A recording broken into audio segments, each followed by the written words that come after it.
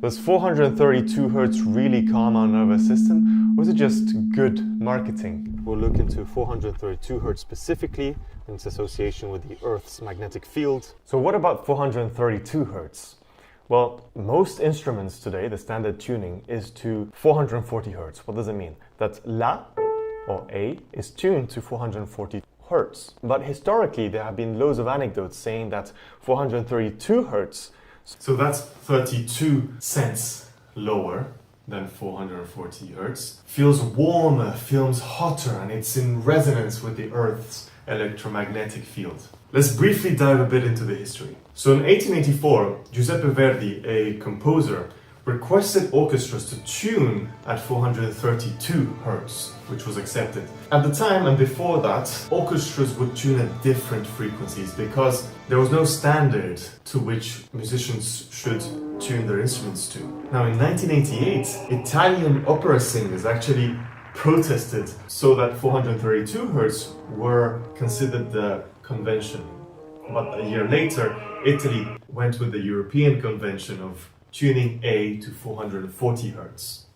Maria Reynolds, an American musician from the 20th century, claimed that listeners at 440 Hz concerts behaved more aggressive and polemical, while the same music performed at 432 Hz was described as more attentive, more pleasant. This was based on interviews with over 2,000 people. Finally, the Schiller Institute, a German think tank founded at the end of the 20th century, promoted 432 Hz as scientifically correct tuning for instruments, citing Fibonacci, Kepler, and Da Vinci. Let's have a look at the maths.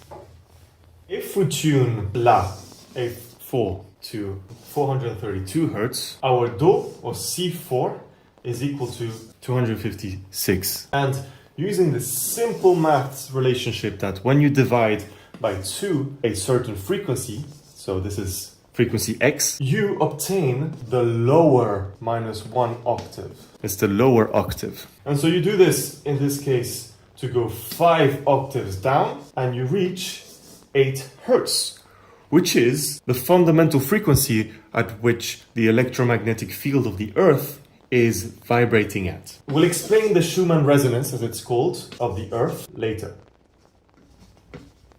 So there has been a scientific study that looked into the differences between 432 Hz and 440 Hz. They asked 33 participants to listen to famous film scores, so that's the main theme from Indiana Jones, Star Wars, Schindler's List, Life is Beautiful, and Gladiator, to see if tuning by 32 cents, or a hundredth of a tone down to get 432 Hz, had any effects on the psychology and physiology of the participants. And fascinatingly, there has been a statistical significance in the heart rate.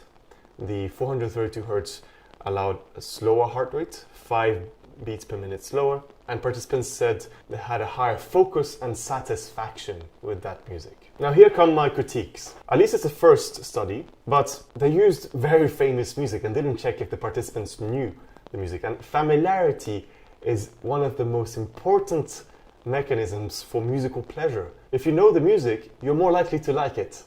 This is a scientific fact. For me, this evidence goes more towards a novel familiarity effect, where a famous melody felt slightly different and therefore was more pleasant. You can check out the paper, but this is a first study, it's a pilot study, so it opens questions for the future. But why is 432 Hz so important? Well, first, it wasn't in the solfeggio original tones that we looked at with the numerology principles, but it's still counted within the solfeggio tones as a healing frequency.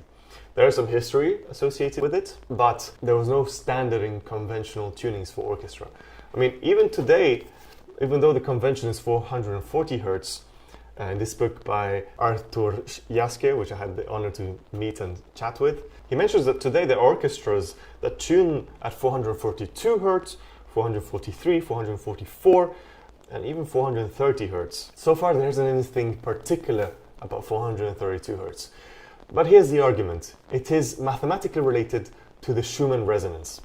What is this?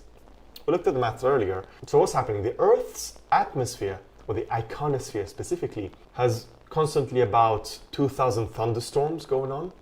with about 50 flashes of lightning per second. And this induces an electromagnetic field activity around the Earth. And there are standing waves that emerge. There's a higher amplitude in certain frequencies because of the Earth's form. And here are some extremely low frequencies that are important. Well, it's not 8 Hertz, it's actually 7.83 Hertz. Then there are some harmonics, some multiples, so 14.3, 20.8, 27.3, 33.8 Hertz. And so it's been theorized that because this is sort of ancient frequencies based in the atmosphere, it is likely that biological rhythms are resonating with these resonant cavities, these important frequencies, as they're called, resonant cavities. And there are some evidence actually showing that these extremely low frequencies in the electromagnetic field have benefits for cellular activity. But there's also similarities with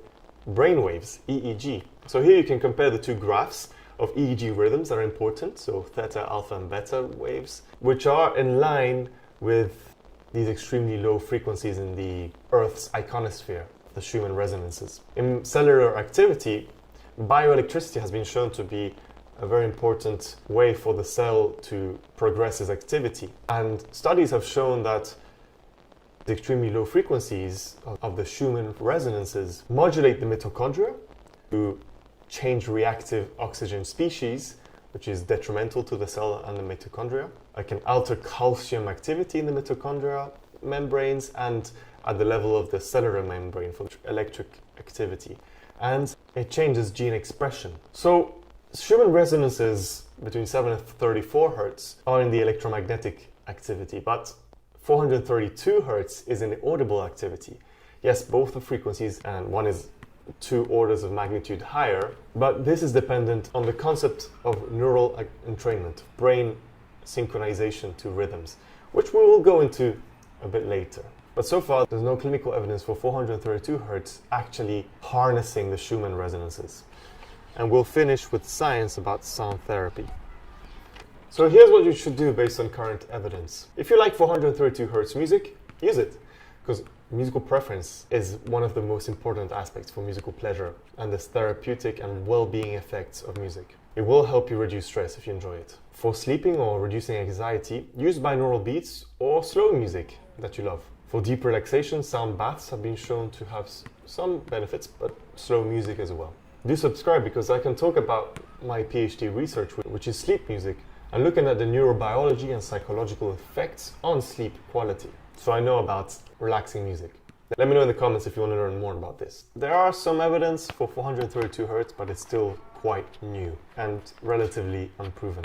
There is already a lot of science for different types of music and sound that is beneficial for health and well-being, like singing bowls, binaural beats, the research in music therapy that help people relax and get another attentional focus. There is no one magical number. It comes to how sound shapes our attention and emotional states. Make sure to subscribe and comment for what you'd like the next deep dive to be about. Is it about harmonies and chords for relaxation, binaural sleep protocols, or 40 Hertz gamma and the brain? See you soon. Those 432 Hertz really